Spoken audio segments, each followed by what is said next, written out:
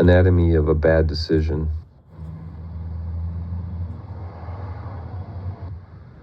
A bad decision, like any other, will start with some form of cost-benefit analysis, however rudimentary. To find that you have missed a detail that would have changed your mind reflects a failure of imagination. In the faulty analysis, the benefits were believed to outweigh the costs. The benefits of being in a particular relationship are not measured entirely in the capabilities and aesthetics of the other. The decision can be influenced by a fantasy life about a future with this person, and all that's seen from such a distance is the peaks of the speculative mountains, not the obstacles in the valley. The fantasy life can even be shared and embellished and built up. People sell themselves to you.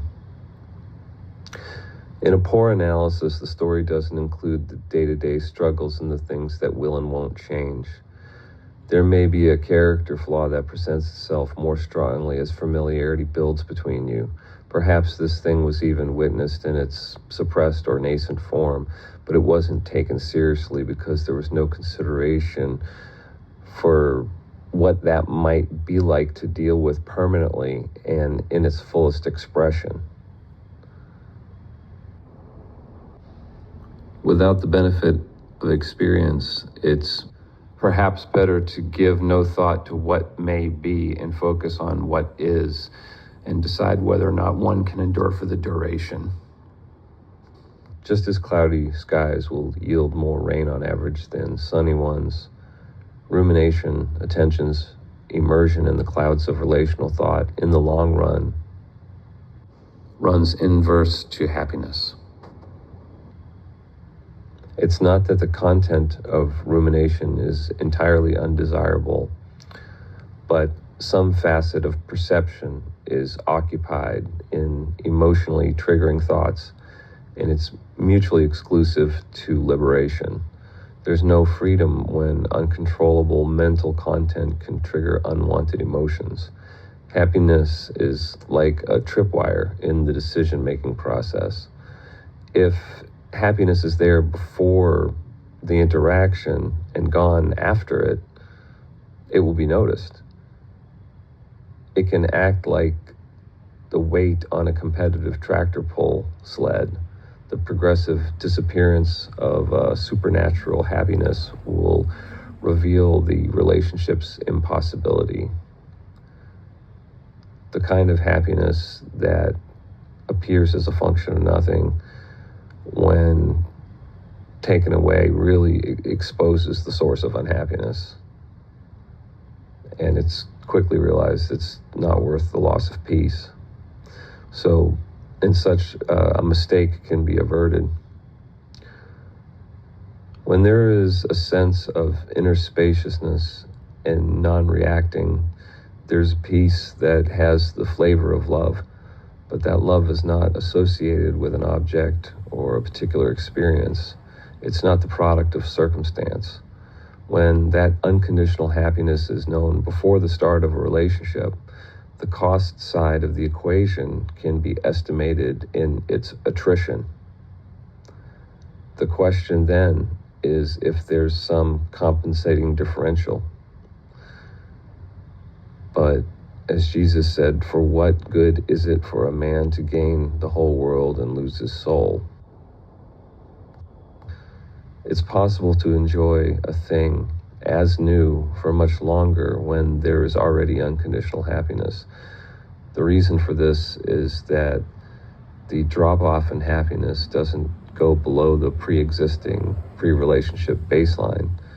The higher that baseline, the less happiness is believed to be in the object of desire.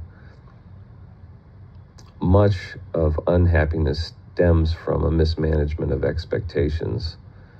A thing that's inherently good, even when no longer novel, will still augment the happiness of one who is happy in and of themselves. But if there was no prior happiness, the loss of novelty will be perceived as the loss of happiness when the object can no longer hold full attention. There are teachers who are said to have Saraswati on the tongue. Such are those speaking from direct experience in a state that was unknown before a certain kind of death, the death of the conceptual self as anything but a composite of dependently originated and therefore arbitrary ideas appearing in the awareness we are. It is the loss of the unconscious belief that one is an object standing on one side of a transaction that's appearing in the awareness that one actually is. There's some way that this realization allows for the perception, ascension, and conservation of the energy body. This view is a facet of the path to freedom. Meditation is time spent apart from the timeline and belief that you are anything but that which sees what you, in ignorance, once took yourself to be. Being present is meditation, but whether or not it yields insight depends on whether its reward is associated with an object of desire. Wisdom isn't received by those who believe themselves to be so unique that it doesn't apply to them. Wisdom deals with the fundamentals upstream of the finer details of the person. Wisdom teaches to manage the operating system, not just the content.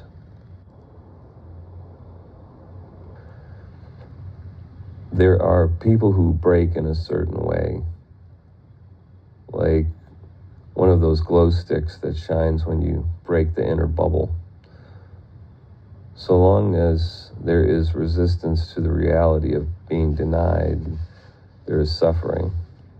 But if that desire can be surrendered, the space it leaves may reveal the relationship between non-positionality and peace. In confronting a desire like this, if acknowledged as a source of pain, then an effort can be made to discover the means to let it go. How reality is perceived is a function of variables that can be managed. The fundamental difference between spiritual and practical teachings is directional. The quest for happiness can point inward or outward. There are people who claim that for a fee they can help you accumulate more wealth by inner or outer means. Wealth does not guarantee happiness, just the resources to further pursue it. Wealth enhances the illusion of control. It gives options and the possibility for better time management. It gives the option to better cultivate gifts. But without happiness, wealth is just a more comfortable vantage point for misery, a means to regulate the pace of self-destruction. Richard Corey. The inner search for happiness can start as a quest to lose an unwanted thought. An unwanted thought, to the extent that it creates a desire for things to be different than they are, is in resistance to the truth of what is. You may ask, but what of the good and practical thoughts, prudent thoughts? Even though they loosely coincide with reality, to the extent that they are given attention over this moment, they preclude the alignment of it with the truth. But alignment with the present doesn't come from stopping the mind. A stopped mind desires to move on behalf of the one who stopped it, and that is suffering. Spiritual transformation comes not in stopping the mind, but rather in surrendering identification with the one to whom it relates. That person is a concept born of experience, and those experiences are dependently originated.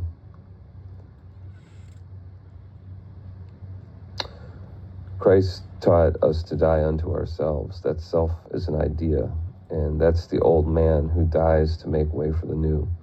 The new man is in surrender to the truth, not the desires of the mind or heart.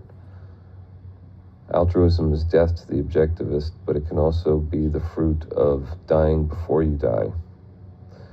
The conceptual self is surrendered back to its source, and in its absence, the heart is bereft of one to be feared for. Instead, there shines the truth, unshaded by thoughts of being one who knows better. Surrender links attention not with the content of unwanted thoughts, but rather the feelings that underlie them. In not holding the content, we are not carried off by the handles of identity. This stillness creates a balance point in you, a wellspring that eclipses the product of desire.